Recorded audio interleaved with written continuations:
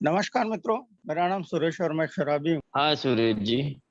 ईश्वर की असीम कृपा यही कि सुंदर संगत की वजह से आज अभी तक शराब के पहले जहरीले घूंट से दूर हूँ, सुखी हूँ और कुछ हद तक समाधानी हूँ। मित्रों, मेरा जो अल्कोहलिक यानी यही में मेरी जो शुरुआत हुई थी, मैं भी जैसा अभी मेरे जो 3-4 भाइयों ने शेयर किया कि किस तरह से वो शराबशाली या ड्रिंकर्स है और किस तरह से वो अल्कोहलिक बने, ऐसा कुछ मेरा भी ताल था और मैं कुछ थोड़ा आगे ज्यादा निकल गया। हो सकता है मुझसे भी ज्यादा दूर लोग गए हैं अल्कोहलिक एनोनिमस में आए हैं और शॉक ट्रीटमेंट से मैं रिटर्न आया हूँ, जीवन जी रहा हूँ, ये सुख भोग रहा हूँ।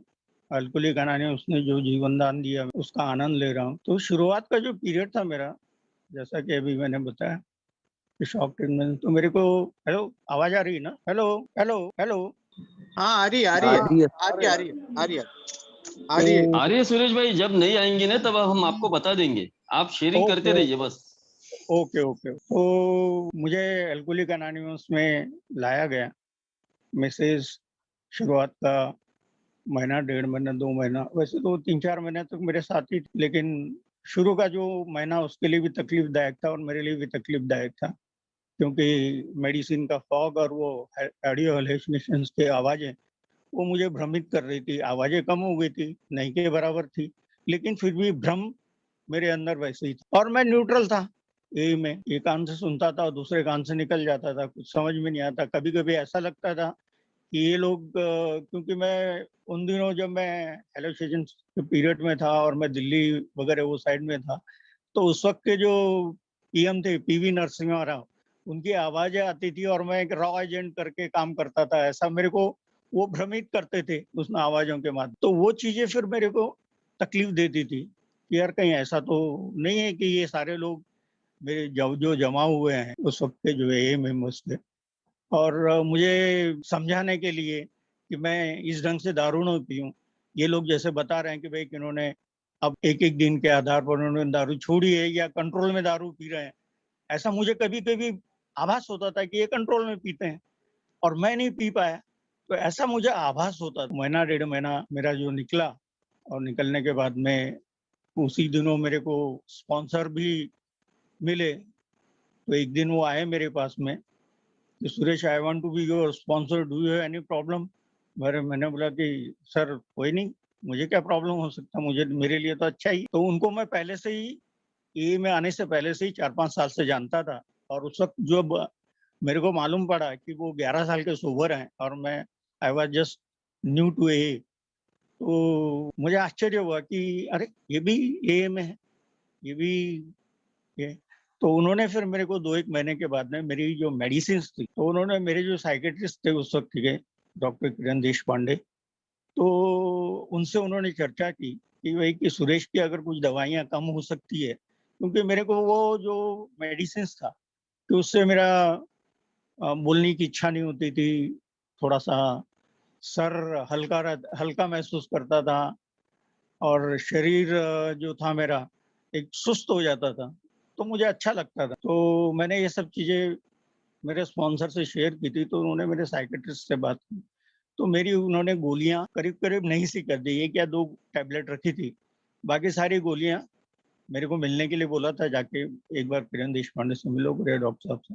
मैं मिला और उन्होंने मेरी गोलियाँ कम कर दी और 1-2 गोली रखी और शायद मैं उसके बाद में एक 2-1 महीने या 1.5 महीने के आसपास में मेरा थोड़ा-सा मुझे रिलीफ़ मिलने लगा। रिलीफ़ इन द सेंस कि मैं सही लोगों के हाथ में, ये समझ आने लगी मेरे को, ये बोध आने लगा मेरे को ये कि मैं सही लोगों के हाथ में हूँ और मैं एक अल्कोहलिक हूँ, ऐसा लोग बोल रहे हैं शेयरिंग के माध्यम से, तो मैंने एक्सेप्ट नहीं किया था कि मैं एक अल्कोहलिक हूँ करके। तो मैं उनके साथ में उनके फेलोशिप में बैठता था, वो लेके जाते थे मेरे को फेलोशिप में। उस वक़्त वो ट्रांसफ़र हो के आए नागपुर से और फिर मेरे को धीरे-धीरे जैसे-जैसे मेरे को होश आने लगा या मैं अपने अंदर झाँकने लगा, तो मुझे एक चीज़ महसूस होने लगी कि अरे! मैं तो शून्य हूँ, मैं ज़ीरो हूँ। मेरे पास में ना तो पैसा है, मेरा जो बड़ा बेटा था, वो जब मैं एई में आया तो वो फर्स्ट स्टैंडर्ड में आया और दूसरा जो बेटा है, वो 2 साल का था। अरे! तो मैं इनकी परवरिश कैसे करूँगा? यानी मैं अपने ऊपर मिसेज़ भी सर्विस में थी, लेकिन मैं एज़ ए इंडिविजुअल शून्य था, जीरो था कि मेरे पास में तो कुछ भी नहीं है। जैसे यहाँ अल्कोहलिक एनोनिमस में निर्भरता की बातें होती हैं, तो उस हिसाब से तो मैं तो शून्य हूँ। मेरा मेरा कुछ भी नहीं है। जो कुछ भी था मैंने दारू की भेंट चढ़ा, दारू वाले लेके गए। तो ये मिसेज भी उनसे कभी बात करती थी तो बोलती थी कि इनको कुछ काम धंधे से लगाओ, इनको कुछ, यानी वो एक इनसिक्योरिटी मेरे अंदर इतनी घर करती जा रही कि समझ में नहीं आता। और ये के ऊपर का जो ट्रस्ट है कि ये जो बातें करते हैं, इससे पेट थोड़ी भरने वाला है, इससे मेरा घर थोड़ी चलने वाला है, मुझे कुछ करना पड़ेगा। तो उन्हीं दिनों पता नहीं कब और कैसे क्या-क्या घटनाएं ने मेरे साथ में जो मिरेकल्स हुए। एक तो घटना मैंने आप लोगों को भी बताई है इसी ग्रुप के अंदर कि मैं 22 मई को जो मेरी वेडिंग एनिवर्सरी है, उसी दिन मैं घर के दरवाजे पे खड़ा था और उस दिन उन आवाज़ों ने जो भ्रमित आवाज़ें करती थी, उस दिन उन आवाज़ों ने मना कर दिया था यानी कि सुरेश ये तेरा ही घर है, दरवाज़ा ठोक। तो 2 बार मैंने दरवाज़ा खटखटाया और मैं अंदर आ पाया। अगर उस दिन भी आवाज़ें अगर बोल देती थी कि भई सुरेश ये तेरा घर नहीं है, तो भाग, मार पड़ने वाली है, तो शायद मैं आज आप लोगों के साथ में नहीं होता। तो 3 एक महीने के बाद में कुछ घटनाएँ ऐसे मिरेकल्स घटने लगे और मुझे बिग बुक मेरे स्पॉन्सर ने मेरे ख्याल में सितंबर में लाके दिया था। मैं जून में आया था, 10 जून को, और सितंबर में उन्होंने लाके दिया था। और उसके बाद में मैं इस बीच वो खाली फेलोशिप में बैठते थे हमारे पास में, और उस वक़्त ए में खाली 2 ही, चंद्रपुर में 2 ही ग्रुप थे। तो उसमें कुल मिला के 15-16 लोग, 2-4 लोग रिहब से आते थे। तो ऐसे 17-18 लोगों की मीटिंग होती थी और वो दोनों ग्रुप में वही नज़र आते थे। 3 एक महीने के बाद में या 4 महीने के बाद में एक घटना ऐसी घट गई कि जो मैं कल्पना भी नहीं कर सकता था कि मेरी मिसेज़ को जिस ऑफ़िस में सर्विस करती है, उसके फर्स्ट फ्लोर में एक दूसरा और ऑफ़िस है, जिसको जीसीआर बोलते हैं। तो उस जीसीआर में एक लेडीज़ थी, तो वो मेरी मिसेज़ की फ्रेंड थी। तो उन्होंने बोला कि मेरे को ऐसा-ऐसा मेरा है, कुछ समझ में नहीं आ रहा है, कोई ईमानदार व्यक्ति नहीं मिल रहा है, ऐसा है। तो मेरा एक घर का काम था, तो वो करवाना था। तो मिसेज़ उलझन में थी कि क्या मैं बोलूँ? नहीं तो उनको तो मालूम है कि मैं एक अल्कोहलिक हूँ कर, तो वो एक्सेप्ट नहीं कर पाएँगे। मैं उस दिन उसने कुछ नहीं, फिर घर में आने के बाद में मिसेज़ ने मेरे से चर्चा की, मैंने कुछ बोला नहीं हूँ, मुझे अच्छा नहीं लगा कि कहीं वो गलत ना समझे उस चीज़ को। भई तुम्हारा हस्बैंड अगर बोल दिया कि तुम्हारा हस्बैंड तो बेवड़ा है, वो पैसे कैसे हैंडल करे? मैंने इसलिए नहीं बोल पाई उनसे। फिर एक 10-12 दिन के बाद में फिर से उनका परिचय हुआ, यानी मुलाकात। तो उस वक़्त मैंने घर में ही बता दिया था कि अगली बार मिले तो बता देना, उसमें क्या है? छुपाने की कोई बात नहीं है। मैं था और अभी साढ़े 3-4 महीने से सोबर हूँ या दारू से दूर हूँ। सोबर तो नहीं कह सकते, लेकिन दारू से दूर। तो मिसेज़ ने उस दिन उनको बताया कि भाभी अगर तुम बुरा ना मानो तो मैं एक बात बोलूँ कि तुम्हारा जो घर का काम है, वो क्यों नहीं मेरे मिस्टर को दे देती? वो अभी 4 एक महीने हो रहे हैं उनको, दारू से भी दूर हैं। तो 4 महीना बोला तो बहुत शॉर्ट पीरियड होता है और कोई बिलीव नहीं करता है, कोई विश्वास नहीं करता, और वैसे भी मेरे पे कोई विश्वास नहीं करता था। मेरी जो हालत थी, ₹1 की नहीं थी, कोई ₹1 का विश्वास नहीं करता था कि बेवड़ा है, ये पैसे हैंडल नहीं कर सकता। पैसे दिए तो पी के जाके भागेगा और पिएगा। मेरी हालत ही वैसी। तो अगर आपको कुछ डाउट हो रहा है या कुछ है, तो आपके जो बॉस, आप उनसे चर्चा कीजिए, इनका नाम बताइए कि सुरेश फला-फला के मिस्टर, आप उनसे ऐसा बोलिए, क्योंकि वो देखिए घटनाएँ कैसी घटती है कि उस ऑफ़िस के जो बॉस थे, वो मेरे स्पॉन्सर। तो उन्होंने, जब उनको मौका मिला, उन्होंने चर्चा की, चर्चा करने के बाद में 2-3 दिन के बाद में उन्होंने फ़ोन करके मेरे को बुलाया और बुलाने के बाद में मैं गया और उन्होंने सीधा एक 50,000 का बंडल मेरे हाथ में रखा और रखने के बाद में बोला कि आप जब-जब आपको पैसे की ज़रूरत पड़ेगी, तब-तब आप लेते जाना। मुझे आश्चर्य हुआ कि ऐसा कैसे हो सकता है? हाँ, इनसिक्योरिटी थी, भय लगा हुआ था, यानी डर लगा हुआ था कि मैं अपना जीवन कैसे सर्वाइव कर पाऊँगा, मैं अपने बाल-बच्चों को कैसे आगे पढ़ा पाऊँगा। मेरी उस वक़्त की हालत ये थी कि नगर परिषद के स्कूल की फीस भरने के लिए भी पैसे मेरे एज़ ए इंडिविजुअल, और मिसेज़ ने को भी मैंने शराब की वरी की वजह से उसके इतने लोन लेके रखे थे कि उसके हाथ में 500 या ₹600 सैलरी आती थी और मैं घर में देखता था कि मेरे बच्चे को, जो दोनों बच्चे हैं, आधा लीटर दूध लेती थी और उसमें पानी मिला मिला के वो बच्चे दूध पीते थे और मेरी चाय बनती थी, या वो ऑफिस से आने के बाद में हमारी चाय बनती थी। तो 500 रुपए के अंदर घर का किराया है, घर का मेंटेनेंस है, और ये सब कैसे करती होगी? मुझे आश्चर्य होता था कि, और मैं रो देती कि ऐसा कैसे पॉसिबल हो, कैसे संभव हो सकता है? मैंने क्या है, इतना इन्हें अनर्थ कर डाला कि बच्चे तक को सड़क पे ला डाला मैंने। तो लेकिन उस दिन वो घटना एकदम मेरी आंखों के सामने आ गई और मैंने देखा कि ये सिर्फ जो बोलते थे कि ये में ऐसा होता है, वैसे ये घटनाएं घटती है। अगर ईमानदारी से और पूरी श्रद्धा के साथ में प्रैक्टिस किए तो आपको ये मिलेगा, वो मिलेगा, यानी आत्म शांति मिलेगी, और आत्म शांति का मिलना ही सबसे बड़ी दौलत है आज के इसमें, मैं ऐसा समझता हूँ। तो उन्होंने उनका काम एक पीरियड फिक्स किया था कि टाइम बाउंड ये पर्टिकुलर टाइम के अंदर आपने करने को ना करके, मैंने बोला ठीक है मैं निपटा दूंगा, और मैंने टाइम बाउंड जो उनके साथ में प्रॉमिस किया था तो वो टाइम बाउंड मैंने काम किया उनका। और फिर इसके बाद में मुझे पीछे मुड़ के देखने की जरूरत नहीं। तो मुझे मेरा जो एक विश्वास था अल्कोहलिक एनोनिमस के ऊपर जो नहीं था, मुझे भय लगा था कि मैं कभी पीने जा सकता हूँ, लेकिन वहां आने के बाद में, उस घटना के बाद में मेरा थोड़ा सा मन बदला कि ये अल्कोहलिक एनोनिमस में मैं कम से कम दारू से दूर रह सकता हूँ। ये फिर इसके महीने भर बाद में एक ऐसी और घटना घट गई, ऐसा एक अनुभव आया कि मैं जिस घर में रहता था, किराए का मकान था, उस वक्त मेरे पास में किराए का मकान था,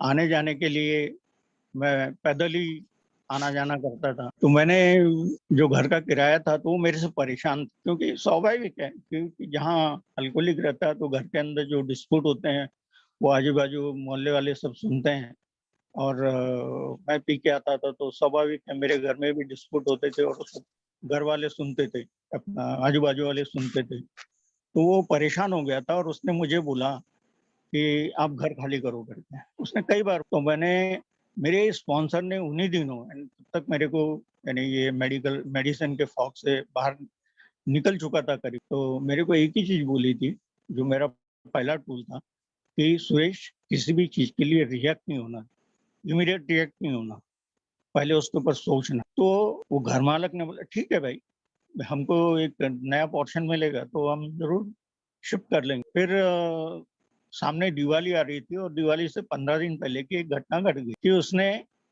लगा कि ये लोग कभी खाली नहीं कर पाएंगे या करेंगे नहीं, तो उसने पोल से कनेक्शन कटवा दिया कि मेरे घर में, मैं ग्राउंड फ्लोर में रहता था और वो लोग ऊपर रहते, तो ग्राउंड फ्लोर का के अंदर हमको शॉर्ट सर्किट हुआ है करके एक बार, और दूसरा, और हमको भी थोड़ा सा नीचे कभी हम जाते हैं तो करंट वगैरह लगता है, तो आप एक काम कीजिए कि वो कनेक्शन नीचे ग्राउंड फ्लोर का काट दीजिए। तो मीटर सेपरेट था मेरे, तो उन्होंने काट दिया, और काटने के बाद में मैं शाम को आया, मैं तब तक उनका वो काम कर रहा था, शाम को घर में आया तो तभी मेरी मदर इन लॉ भी आई हुई थी मेरे घर में। तो उन्होंने बोला कि बाबू ऐसा ऐसा हो गया कि घर मालिक ने आज अपनी लाइट नहीं आएगी। मैं बोला क्या हो गया? कि वो घर मालिक ने पोल से कटवा दिया करके। अरे मैंने बोला ये तो बहुत बड़ी बात हो गई, पोल से काटना बोला तो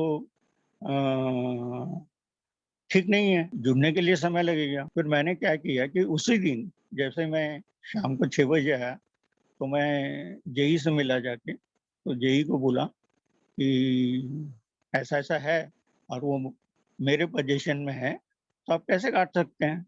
मीटर उसका बिल मैं भरता हूँ, मंथली यानी समय पे बिल भरता हूँ, और वो मेरे पोजीशन में मीटर है।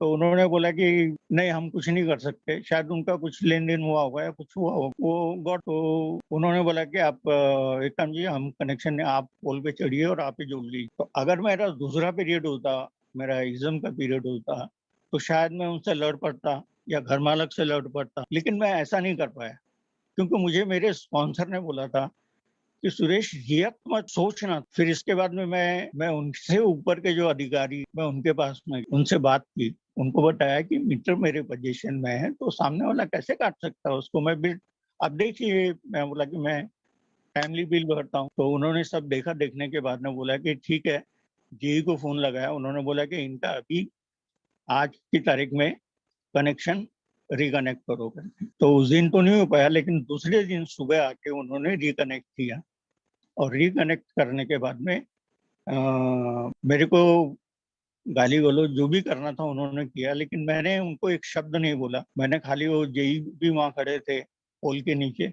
उनको मैंने थैंक यू बोला और मैं अपने घर में आ गया। आने के दिवाली जब थी, मेरे घर में लाइट जल आ गई। दिवाली जब थी, दिवाली के 3 दिन पहले मुझे एक पोर्शन मिल गया था और मैंने आधा सामान दिवाली के 3 दिन पहले थोड़ा शिफ्ट करना शुरू कर दिया था। बाजू में मिल गया था एक पोर्शन, शिफ्ट करना शुरू कर दिया था। और जब मैंने वो सामान शिफ्ट करने के बाद में दिवाली के दिन मैं दोनों तरफ दिए जलाए। दिए जलाने के बाद में बच्चों ने पटाखे फोड़े और पटाखे फोड़ने के बाद में मेरा ऐसा कोई ध्यान नहीं गया था उधर।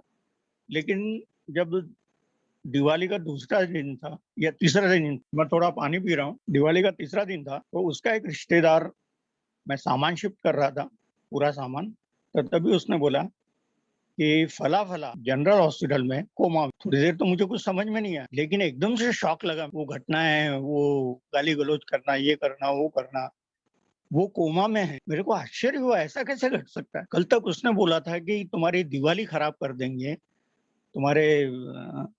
तुम दिवाली कैसे मनाते हो हमारे यहाँ, हम देखते हैं, और लाइट काट दिया था।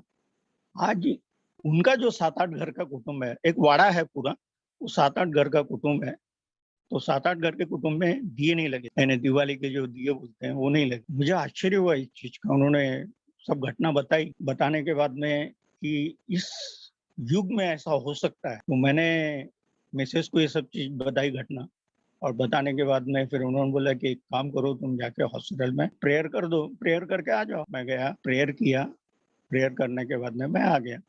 बाद में उनको रिकवर नहीं हो रहे थे, तो उनको नागपुर वगैरह शिफ्ट करना था। लेकिन जिस दिन शिफ्ट करने वाले थे उससे एक दिन पहले ही रात को उनको होश आ गया और उन्होंने मिसेस से माफी भी मांगी बाद में। लेकिन इससे मेरे को जो ए के ऊपर की जो श्रद्धा का आत्मबोध हो, और मुझे ऐसा लगने लगा कि अगर मैं इस प्रोग्राम पे, इस ए के प्रोग्राम पे अगर थोड़ा सा मेहनत करता हूँ, थोड़ा सा व्यवस्थित प्रैक्टिस करता हूँ अपने दैनंदिन व्यवहार के अंदर, क्योंकि मुझे अपने दैनंदिन व्यवहार में प्रैक्टिस करना था। ये सब खाली बोल के या श्रद्धा दिखा के कुछ होने वाला नहीं था मेरे से, क्योंकि श्रद्धा जब तक उसके साथ में कर्म जुड़ा नहीं है तब तक श्रद्धा भी किसी काम की नहीं है। तो ये आत्मबोध उस दिन मेरे को हुआ कि ए कैन सेव माय लाइफ, ये एक आत्मबोध हुआ। ये 2 घटना, क्योंकि नजीक नजीक 2 घटनाएं घटी थी। और तीसरी घटना तो ये थी कि मैंने कई बार बताया कि 22 मई को जो वेडिंग एनिवर्सरी का दिन था, मैं ए में आया, और ए में आने के बाद में ए में आया था कि कुछ तो कारण हुआ। तो ये ऐसे 2-3 जो घटनाएं जो मेरी शुरुआत के ही 6-7 महीने के पीरियड में जो घटी, तो उससे मेरा ए के ऊपर का जो श्रद्धा थी या ए के ऊपर का जो फेथ है, वो थोड़ा सा बड़ा विश्वास बैठा कि ए काम करती है करके, और मुझे जो फ्रीडम चाहिए, क्योंकि बाकी चीजें जो है दारू से तो मुझे दूरी मिल रही, लेकिन जो मेरी अनमैनेजेबिलिटी जिसकी वजह से मैं दारू के बार बार आहारी जाता था, दारू के बार बार नजीक जाता था, दारू बार बार पीता था, न चाहते हुए भी मुझे पीनी पड़ती थी दारू। तो वो जो डिपेंडेंस था मेरा दारू के ऊपर का, कहीं तो भी अल्कोहलिक एनोनिमस पे आने के बाद में वो कहीं तो भी मैंने धीरे धीरे अल्कोहलिक एनोनिमस के ऊपर ट्रांसफर करना शुरू कि alcoholic anonymous can save my life. ये थोड़ा थोड़ा कन्विक्शन मेरे को आने लगा।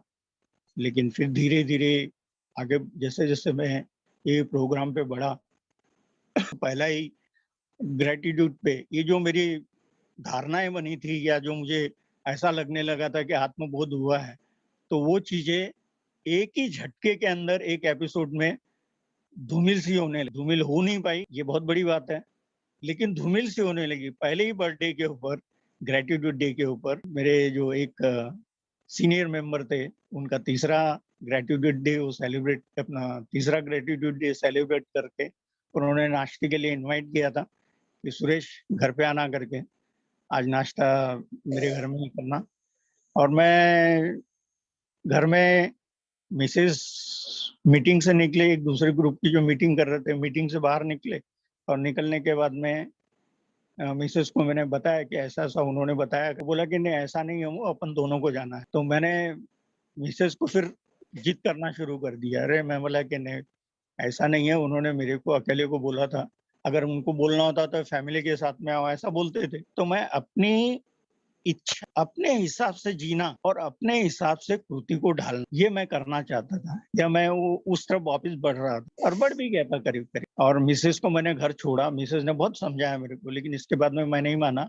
मैंने दीवार पे गाड़ी ठोक भी दी गुस्से में, उसकी थोड़ी सी रिम बैंड हो गई, और उसके बाद में मैं अपनी गाड़ी लेके उनके घर की तरफ चला। तो वो गजानन नागपुर रोड पे उनका घर है, तो मैं उनके घर न जाके मैं सितारा वाइन बार, अभी यह सितारा वाइन बार के आगे पीछे चक्कर काटने लगा। और इसके बाद में मैंने एक पैर गाड़ी खड़ी की, एक पैर सितारा वाइन बार का दरवाजे पे यानी हैंडल पे था, और एक पैर मेरा दरवाजे के बाहर था। तो मुझे अचानक याद आया कि सुरेश, तू ये क्या करने जा रहा है? 1 साल हो गया तेरे को, अच्छे लोग मिले जिनका तेरे से खून का कोई रिश्ता नहीं है, लेकिन तेरे को ऐसा संभालते हैं जैसे तू उनके घर का ही कोई सदस्य है। तो ये चीजें मुझे वहाँ थोड़ा सा फील होने लगी। फिर मैं दरवाजे के बाहर निकला, गाड़ी को जैसे ही स्टैंड से नीचे उतारा तो देखा गाड़ी का पिछला पहिया पंक्चर है। फिर धीरे धीरे, अरे पहले पंक्चर बनाते, बाद में सोचते नहीं तो घर कैसे जाएंगे पीने के बाद। तो मैं फिर पंक्चर वाले को ढूंढा, तो रात के 11 बज गए थे, पंक्चर वाला कुछ मिला नहीं। मैं फिर धीरे धीरे वहां से बस स्टैंड करीबन 1.5-2 किलोमीटर होगा, 2 में भी मोर, तो मैं वहां से गाड़ी खींचते हुए लेके जाने लगा। कि नहीं तो मैं वो जब हैंडल खड़ा करने से पहले मेरी मानसिकता ये थी कि आज इस औरत को दिखाई कि मैं 1 साल से यानी दारू से दूर हूँ, तो उसको अच्छा नहीं लग रहा है। तो मैं फिर वहां से घर गया, घर जाने के बस स्टैंड पे गाड़ी खड़ी की पार्किंग में, और ऑटो करके घर गया। घर जाने के बाद में फ्रिज में जो पड़ा था वो मैंने खाया, और खाने के बाद में मुझे ऐसा लगने लगा कि अब थोड़ा सा फ्रेश फील हुआ। और थोड़ा घंटे 2 घंटे के बाद में मेरी जो मानसिक अवस्था थी, खराब थी, वो धीरे धीरे नॉर्मल हुई। मैं रात को तो सोया, लेकिन दूसरे दिन सवेरे उठा कि तब याद आया कि सुरेश, तू क्या करने जा रहा था? इतनी अच्छी फेलोशिप, इतना अच्छे लोग छोड़ के तू जा रहा। तो ये जो मुझे जो दारू के ऊपर की जो निर्भरता, वो कहीं ना कहीं उस दिन पहले तो हुई थी, लेकिन एक छोटे-छोटे जो एपिसोड थे, जिसको मैं अपनी अनमैनेजेबिलिटी समझता हूँ, जिनको जो मेरी अस्वस्थता है, जो मैं अपने हाथ में रखना चाहता हूँ, उनको ट्रांसफ़र नहीं करना चाहता किसी को। किसी के हाथ में दूँगा, तो मेरे पास में बचेगा, मैं अपना जीवन के साथ ये घटनाएँ घट तो मेरे पास में बचेगा क्या? तो अभी जैसे उस दिन अगर मैं अपनी इच्छा से जीता, तो शायद मैं दारू पी लेता। लेकिन कहीं तो भी ये सब जो एपिसोड घटे थे, शायद मुझे वार्न करने के लिए घटे थे, मुझे समझाने के लिए घटे थे कि सुरेश, कि तू एक जिद्दी, तू एक अहंकारी और एक निचले दर्जे का व्यक्ति है। तो तेरे को समझाने के इसीलिए हमने ट्रेन के नीचे भी तू गिरा तो तेरे को मरने नहीं दिया। दिल्ली में तेरी पिटाई हुई या चंद्रपुर में तेरी पिटाई हुई, घरों में घुसता था, लोग मारते थे, तेरे को मरने नहीं दिया। क्यों नहीं मरने दिया? कि तेरे को सबक सिखाना था, कि क्योंकि तू समझने वाला नहीं है किसी के ने। कोई व्यक्ति अगर मेरे को समझाया तो मैं एकदम तेरे बाप की पीता हूँ क्या? घर में भी मिसेस को मैं अपने कमाई की पीता हूँ, जबकि मैं पीता था उसके ही पैसे की, चोरी-चकारी से। लेकिन अपने आप को साबित करने का प्रयत्न करने का, अपने आप को छोटा महसूस होने नहीं देने का प्रयत्न करने का। तो वो ये सब घटनाएँ मेरे साथ में इसलिए घटी थी, ये मेरे को जानी होने लगा, एक बोध होने लगा। और मेरे ख़्याल में मेरे को जो पहला ग्रेट्युटी डे में जो मेरे को यानी चीज़ें घटना जो मेरी घटी, उससे मेरे को एक चीज़ समझ में आई कि मैं एक अनमैनेजेबल व्यक्ति हूँ। जब तक मैं अपनी अनमैनेजेबिलिटियों को, ये जो घटनाएँ घटी थी, बीच में जो घटनाएँ घटी थी, ठीक है, कि मेरे को मेरी जो किसी के ऊपर जो मेरी निर्भरता है, क्योंकि अब तक मैं अपनी निर्भरता अपने ऊपर या अपनी पीठ खुद थपथपाता था। अब कहीं तो भी मैंने अपनी निर्भरता ए के ऊपर छोड़ी करके मैं ये 1 साल निकाल पाया और बच गया। कहीं न कहीं मैंने एक उच्च शक्ति या कोई भी शक्ति, चाहे वो ईश्वर हो, चाहे अल्कोहलिक अनोनिमस हो, और मेरे लिए अल्कोहलिक अनोनिमस मेरा जीवन बचा रही थी। मुझे पीने तक नहीं दिया उसने, और वो गाड़ी पंक्चर करवाई। अगर ऐसा हो भी नहीं सकता था कि गाड़ी सब कुछ ठीक-ठाक थी, मैं वहाँ तक आया था और अचानक स्टैंड के ऊपर से गाड़ी जैसे नीचे उतारी, पंक्चर गाड़ी थी, हवा नहीं थी उसमें। तो ऐसा भी नहीं हो सकता। उसने मेरा जीवन बचाया। तो ये मेरे को ऐसा लगने लगा कि अल्कोहलिक एनोनिमस के ऊपर जो मैं अपना सर्वस्व अगर छोड़ने का प्रयत्न करता हूँ, अपने आप को उसके ऊपर निर्भर करता हूँ, अपने आप को उसके सहारे जीने का प्रयत्न करता हूँ, तो मेरा जीवन कुछ हल्का हो। ये कहीं न कहीं एक थोड़ी बहुत तो स्वतंत्रता थी कि मैं स्वतंत्र हो रहा हूँ, उस अल्कोहल से स्वतंत्र हो रहा हूँ। 1 साल का पीरियड निकल गया। लेकिन अब स्वतंत्र होना होना था मेरे को, मेरे जो जो ऐसी प्रवृत्तियाँ जो बार-बार मेरे को, जैसे मेरे को लेके गई दारू के दुकान, तो इनसे बचना कैसे? ये समझ में नहीं आ रहा था। इनसे बचना, स्पॉन्सर स्टेप्स के बारे में भी पढ़ता था, स्टेप्स के बारे में भी बताता था। मुझे हमेशा गाइड करते थे कि सुरेश, तू 5, 6, 7 ये 2 स्टेप पढ़ा कर, बाकी बुक तो पढ़ना ही है तेरे को। लेकिन इसके बाद में तू ये 3 सब्जेक्ट अपना 3 चैप्टर ज़्यादा पढ़ा और उसके ऊपर अपन चर्चा करेंगे। वो चर्चा करते भी थे कि क्या पढ़ा, क्या समझ में आया, क्या नहीं समझ में आया। तो धीरे-धीरे तभी मेरे को 3 एक साल हो गए थे एए में। 3 एक साल होने के बाद में उन्होंने एक वर्क सौंपा, क्योंकि मुझे वो जानते थे कि भाई कि इसको अगर समझाना है, क्योंकि ये जिस स्वभाव का लड़का है और इसको अगर ये आदमी है, इसको अगर समझाना है, तो वो उन्होंने जो एक्टिविटीज़ की थी प्रैक्टिकली एए में आने के बाद में, तो वो उसको ध्यान में रखते हुए मेरे को समझा। उन्होंने मेरे को सीधा बोला कि सुरेश, एक काम कर कि फला-फला रिलैप्स में है, तू एक काम कर, वो उसका ट्रांसफ़र हो गया, बाजू में मूल तहसील है 50 किलोमीटर पे, तो उसको फ़ॉलो अप देना, उसको लाना है। 4.5 के बाद, 4.5 साल के बाद में फिर से पीने लगा था वहाँ आते-जाते, ट्रैवलिंग करता था, तो आते-जाते मैं उसका चालू हो गया। तो मुझे थोड़ा झटका भी लगा कि तब तक मेरी आर्थिक अवस्था भी थोड़ी-थोड़ी सुधर रही थी, तो उस हिसाब से तो मुझे ऐसा लगा कि अल्कोहलिक एनोनिमस का दिया हुआ जो भी है मेरे पास में, अल्कोहलिक एनोनिमस का दिया हुआ है, तो उसका अगर मैं कुछ खर्चा करता हूँ, तो खर्चा खर्चा करता भी हूँ, तो मुझे कोई फ़र्क पड़ने वाला है। तो ये चीज़ समझ में आई और एक समय देना पड़ेगा। तो अब तू सोच ले कि तू उतना समय दे सकेगा क्या? तो मैंने बोला कि नहीं, मेरा स्पॉन्सर बोल रहा है, तो उसका मतलब उनको मुझसे ज़्यादा मालूम। तो मैंने हाँ बोल दिया और मैं उसके दूसरे दिन से मैं 4:30 बजे, 4 सवा 4 बजे वहाँ से निकलता था। 5 बजे या कभी सवा 5 बजे मूल पहुँचता था। पौन घंटे, 1 घंटे वहाँ से उसको ऑफ़िस से पिक करता था। बाहर कैंटीन में हम लोग चाय, नाश्ता वगैरह करते थे और इसके बाद में हम लोग निकलते थे और सीधा मीटिंग हॉल में, कभी 6:30 पौने 7, 7 की मीटिंग होती थी, 6:30 पौने 7 बजे।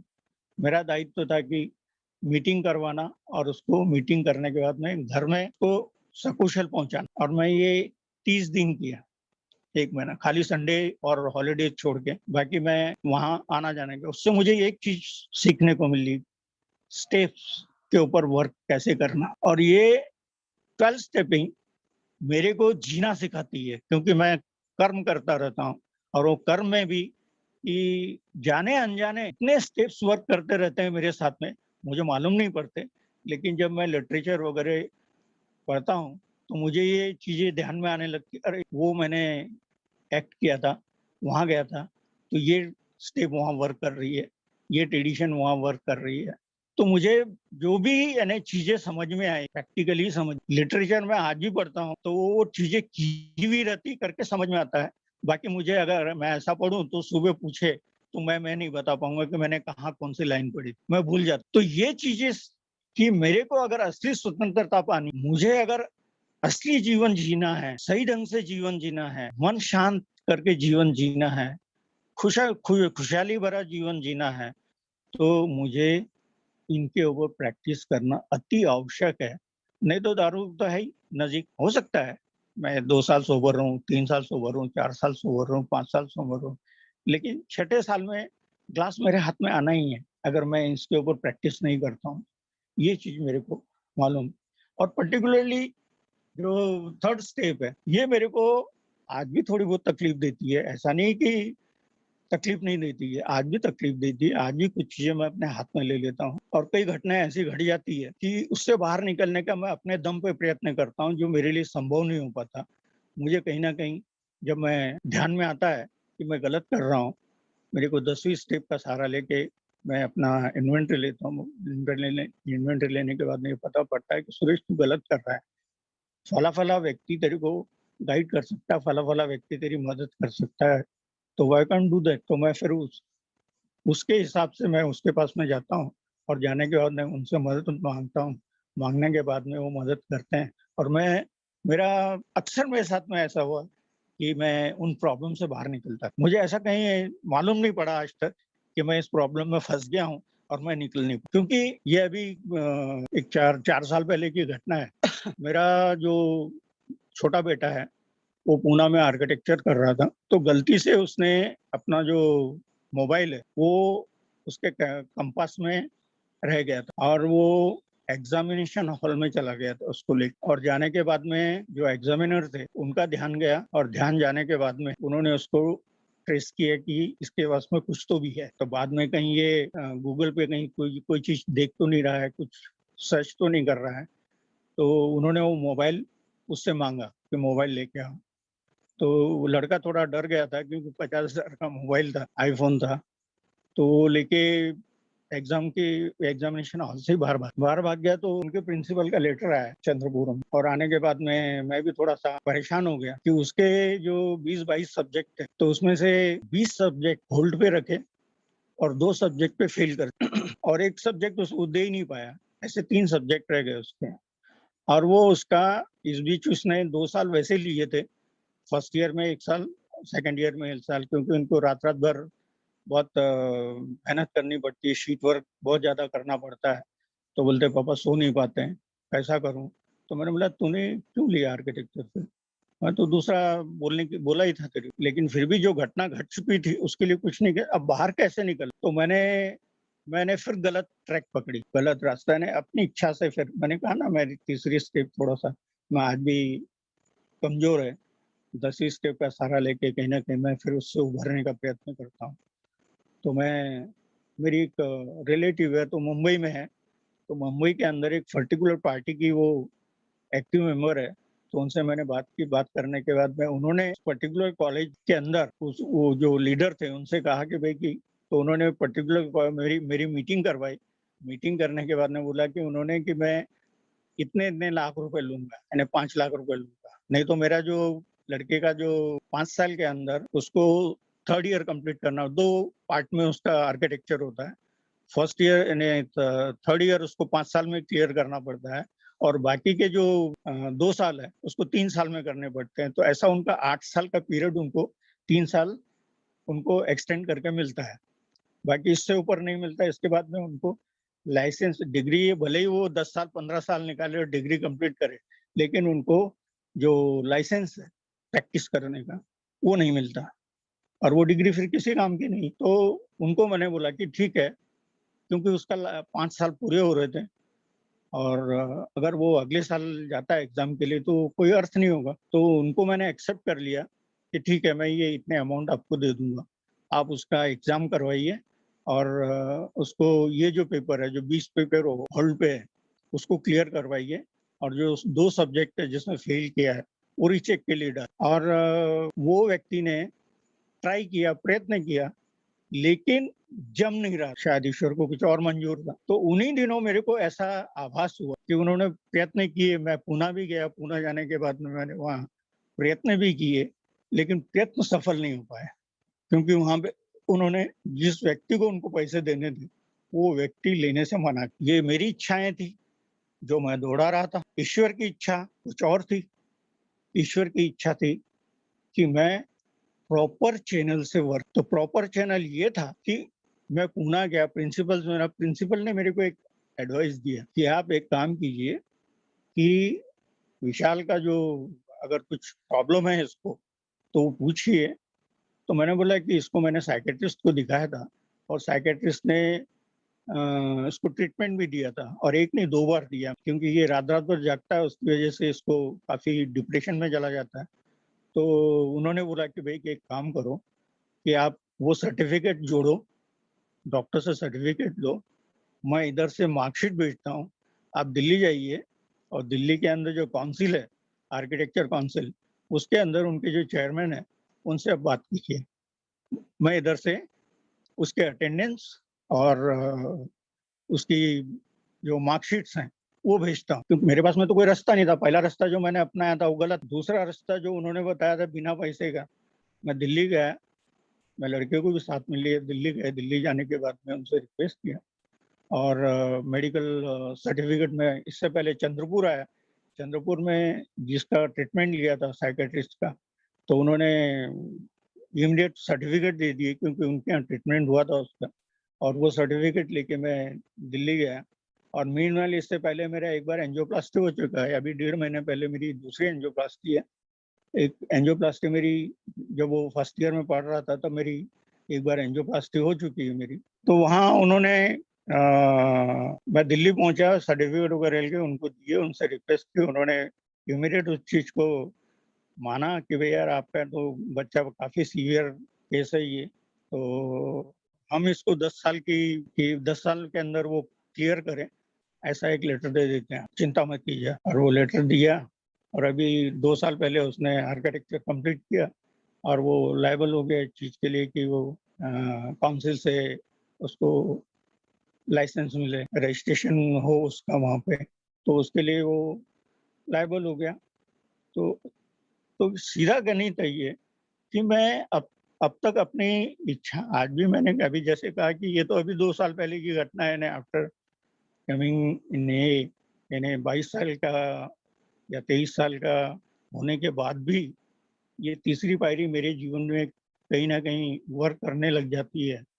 मैं डर जाता हूँ, घबरा जाता हूँ, मुझे कुछ सामने नजर नहीं आता, लेकिन ईश्वर मेरी सहायता करता है। अगर मैं ईमानदारी से, क्योंकि मैं अगर ईमानदारी से नहीं करता, मैं ईमानदार नहीं रहता अपने प्रति, मुझे किसी को दिखाना नहीं है मेरी ईमानदारी, मुझे किसी से सर्टिफिकेट नहीं लेना है कि मैं कितना अपने जीवन को कितना ईमानदारी से चलाने का प्रयत्न करता हूँ।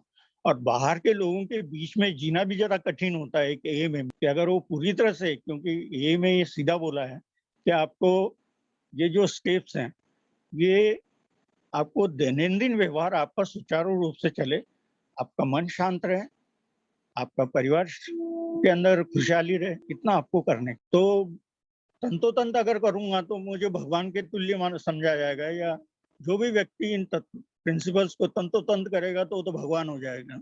इतना मेरे को मालूम है। ये मेरा व्यक्तिगत ओपिनियन है या व्यक्तिगत मैं अनुभव महसूस करता हूँ। तो ये एल्कोहलिक एनोनिमस में आने के बाद में जो सही जो आत्मबोध होता है, आत्मबोध के साथ में मुझे जब तक मैं कर्म नहीं करूंगा उस आत्मबोध के साथ में, तब तक मुझे सच्ची स्वतंत्रता, सच्ची मन शांति नहीं मिल सकती। और ये मेरे को थ्रू आउट लाइफ करते रहना है। जब तक मैं जीवित हूँ, जब तक मेरा जीवन है, तब तक ये। और मेरे को मालूम है मैं पूरा प्रयत्न करता हूँ, 100% देने का प्रयत्न करता हूँ, लेकिन इसके बावजूद भी कहीं ना कहीं कुछ ना कुछ ऐसा हो जाता है जो मेरे हाथ में नहीं होता। और वो जो हाथ में नहीं होता उसी के ऊपर मैं अपनी इच्छाएं दोहराना शुरू कर देता हूँ। और इसकी वजह से मैंने इसके ऊपर मेरे स्पॉन्सर से भी चर्चा नहीं की। उनसे चर्चा करता तो वो शायद और कोई एडवाइस देते, जो मुझे ऐसा लगता है कि शायद वो, यानी एक तरह से मैंने अपने स्पॉन्सर के ऊपर जो मेरी हायर पावर, क्योंकि मेरे को जो स्पॉन्सर मिला है, मैं समझता हूँ कि उसने मेरे जीवन को पूरा नदी से दूसरी तरफ ले जाने का काम, मुझे ए के सिवा उन्होंने कुछ नहीं दिया। कभी जब भी आते हैं ए सिर्फ ए स्टेप्स या ट्रेडिशंस या फिर थोड़ा बहुत जो ए के जो छोटे मोटे टूल्स हैं उनके ऊपर चर्चा होती है और चर्चा करते हैं। और शायद इसी वजह से मैं अल्कोहलिक एनोनिमस में इतने साल तक टिक पाया, नहीं तो तब का मैं भी चला गया हूँ। कि अभी जैसे एक मेरे भाई ने बोला, it's cunning baffling and power. तो अल्कोहलिक एनोनिमस में आने के बाद सच्चा आत्मबोध हुआ कर्मों के साथ में, उससे मुझे जो स्वतंत्रता मिली, आज मुझे ऐसा लगता है कि ए ए के सिवा दूसरा रास्ता नहीं। Thank you very much, Pioneer group ने मुझे शेयर करने के लिए दिया। मैं उनका आभारी हूँ। जो लोग मेरे को सुन रहे हैं, मैं उनका भी आभारी हूँ कि उन्होंने मुझ जैसे व्यक्ति को सुना। धन्यवाद।